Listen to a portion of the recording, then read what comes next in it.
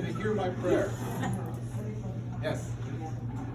I want to hear your questions. I want to hear the 4 questions. I thought I knew them, but maybe I don't. Well, I think they're different, and they're pretty close in most cultures, and certainly in ours, it's fairly very hard. You know, in India, it's Ojibwe, in North America, on Turtle Island. By the way, the longer you stay here, the more you become Indian. And so right now, we are from the Great Northern Tribe, Canada. This is our home. This is our land, and I'm part of a participant to this. The 4 questions are: what is worth living for? That's the very first question. And the first question is like the second question: is what is worth dying for? The third question is of what of the spirit. In our interpretation, it is of what of the spirit. And I know it's not necessarily the language, but. And the 4th one is what is sacred. So those are the 4 questions in life, and they all have an answer. As we go through them, we find out, we discover them. So when you're looking at this, there's these many things, and I think what art does for us, it gives us this insight. It gives us a more of a comprehensive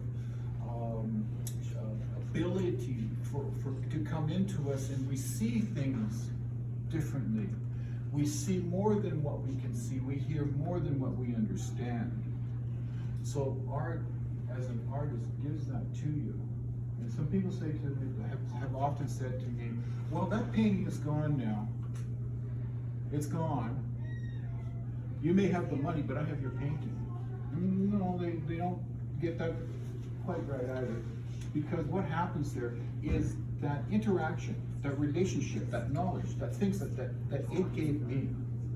And so I take that away with me. And it goes on, and it's like our children, it goes on and lives in a different place. It goes on and has its own experiences.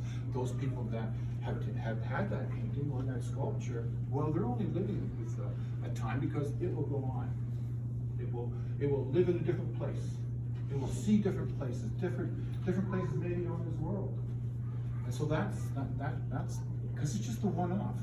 You're doing something that's never existed before. When you sit down and that very frightening little that you do, well, it's never been done before.